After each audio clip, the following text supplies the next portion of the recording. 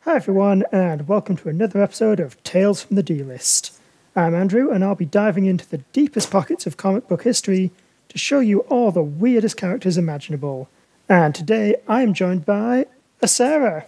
Hi, good morning, / afternoon / evening.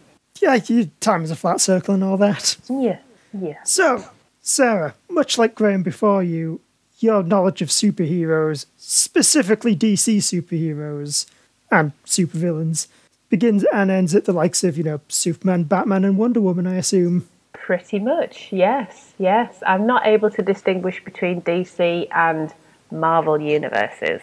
The last comics that I read were probably the Beano and the Dandy / the Whizzer and Chips. So this is going to be a fun and delightful new experience for you. Yeah, well, I wouldn't get up at the crack of 10 in the morning after a late shift for anything mediocre. I feel very honoured. But anyway, I assume with this knowledge you have not heard of, say, Animal Man. I have not. I have not been welcomed to the world of Animal Man. Well, I have some good news for you. It's not my ex-boyfriend now. Okay. No, even better than that. It's that we're not talking about that underachieving nerd only being able to take on the powers of 1/3 of the vague and general definitions of all existence on the planet. Yeah. Hell no, here on Tales from the D-List we go big or go home. It's time to talk about animal, vegetable, mineral man. What am I being exposed to here? Will I handle it? I don't know. How can you handle the power of a man who can become a fierce jaguar or make his skin as hard as diamond? Wow. Or be like a tree.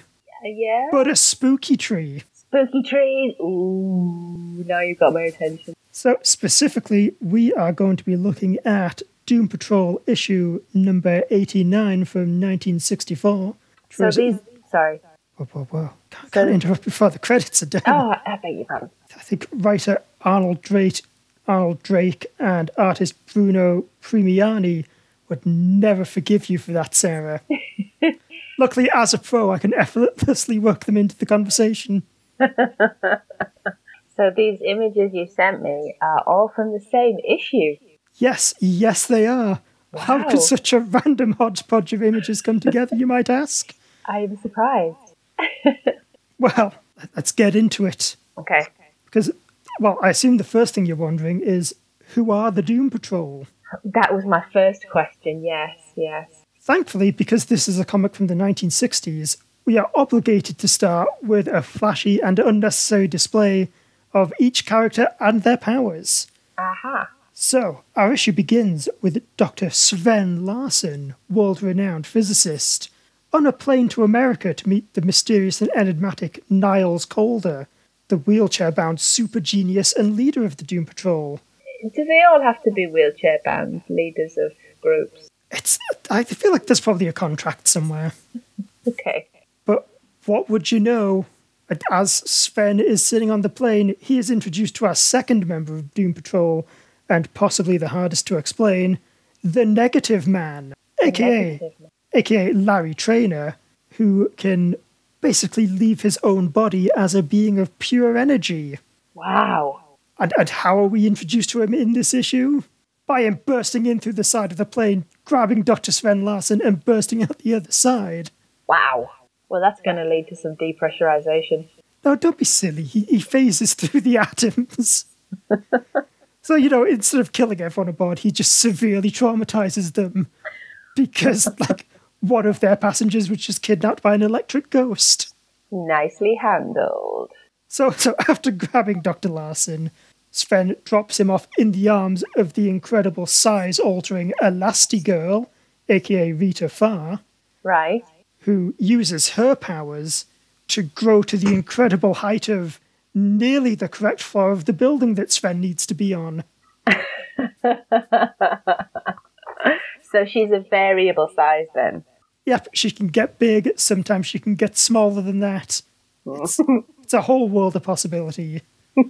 So anyway, Rita drops Sven off in the loving embrace of our final member of Doom Patrol, who is Cliff Steele, former race car driver, now Robot Man. He had a bad time and now his brain is in a robot body. And he's just there, like, standing on the side of the building so that he can carry Sven up through the window into Doom Patrol's headquarters, where Niles Calder, dressed along with Sven and most of the team in a flashy powder blue tuxedo, is just waiting for Sven so that they can have a little meet and greet. Well, the classy blue tuxedo is in a frame with what looks like a sort of carpety tongue coming through somewhere. Oh, we'll get to the carpety tongue. Okay.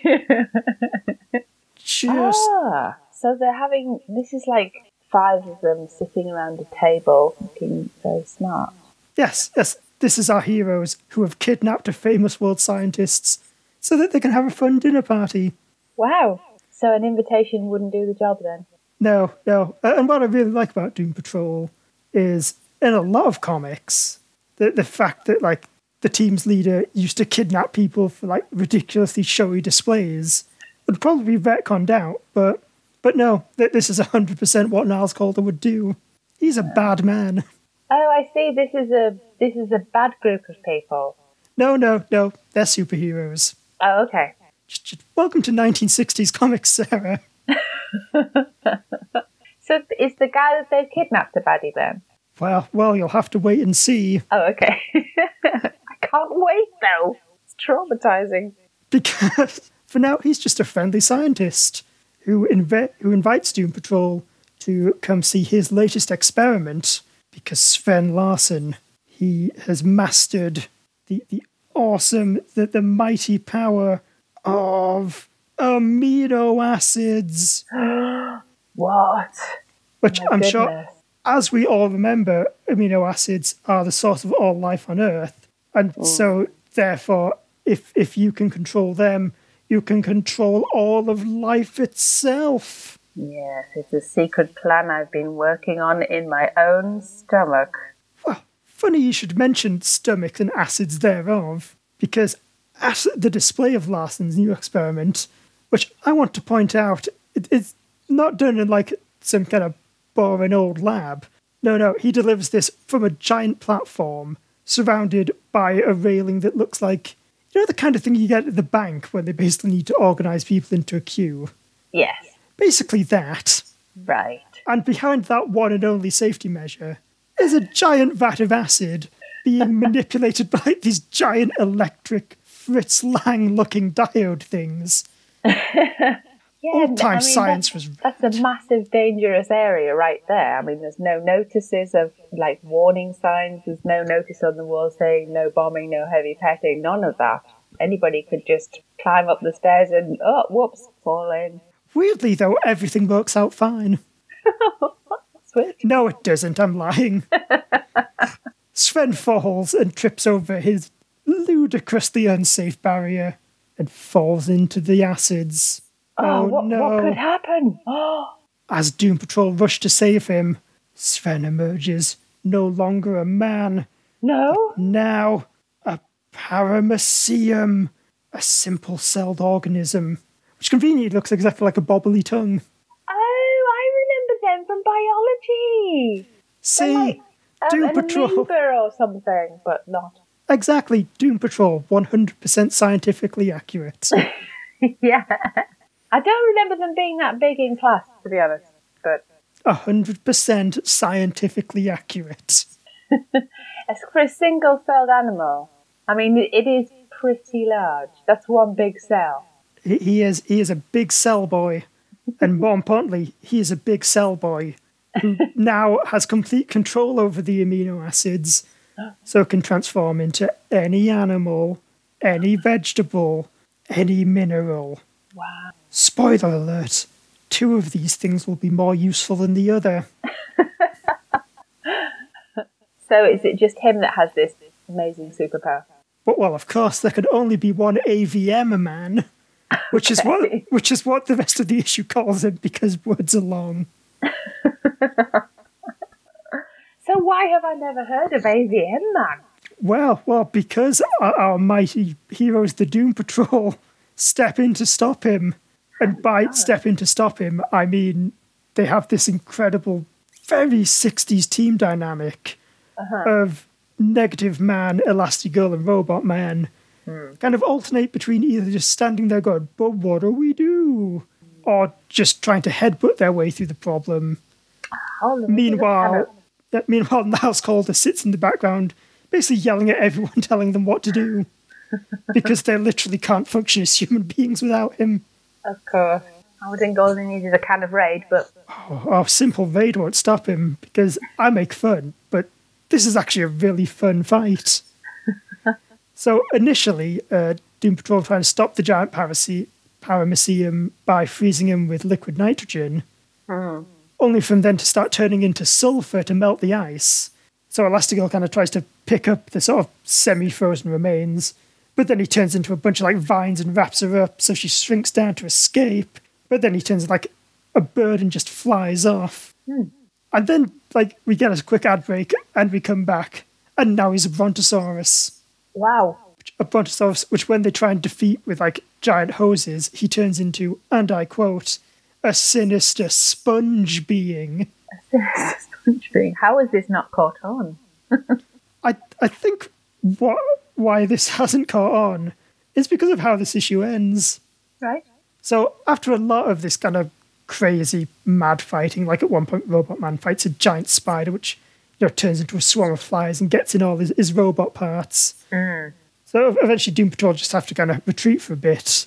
And Niles just suddenly has the idea, oh wait, actually Sven Larsson hates me because I stole his ideas that one time. And do you know what the patent that Niles stole was?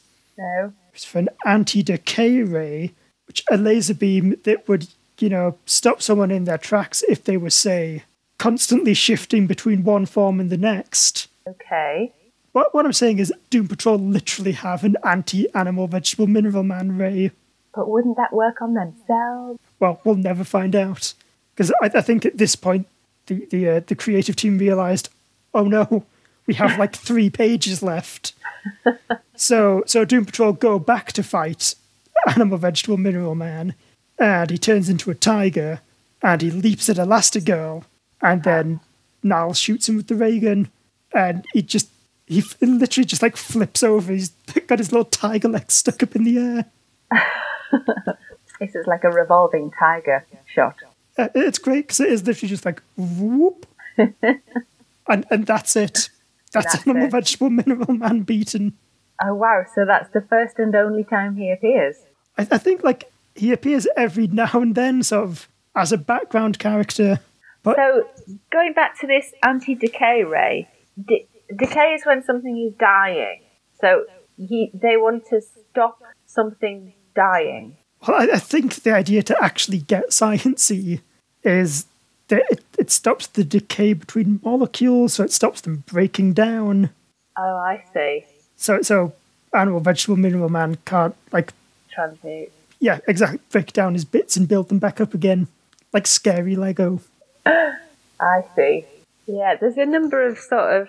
I mean, where could you go to from here? If you made him a regular character, what could his evolution be? Yeah, I feel like it's tough when you start with can turn into literally anything. Yeah, because the field is almost too wide. It's also... Really, you think he wouldn't get taken down so quickly. Yeah, I'm surprised that they immediately thought of that. Yeah. Really, you also think Sven would be more aware of his one weakness, which is also the thing that he invented. And on that cliffhanger, I think that's the end of the episode. Well, thanks for introducing me to that. And I'm terribly sorry it's only so short-lived. Just the one episode of AVM Man. It's all right, we can mourn him together. The world has been deprived of his adventures. So just cut him off in his prime. It's okay, we'll get a petition sent over to DC. Yeah. That's it, we're done. That's the end of the episode. Thanks for watching, and if you've liked it, you can find more of our tomfoolery on the Geek Show Podcast Network. Sarah, where specifically can people find you? I mean, online-wise, not like your home address. Yeah, thanks for that. You can find me doing reviews at the Geek Show podcast network website, geekshow.co.uk. I'm part of the podcast. Every now and then I'll crop up. I think that's everything. That's smart. I like it. Now people have to listen to every podcast in case you appear on it. I'm on Twitter at Sarah So Cold.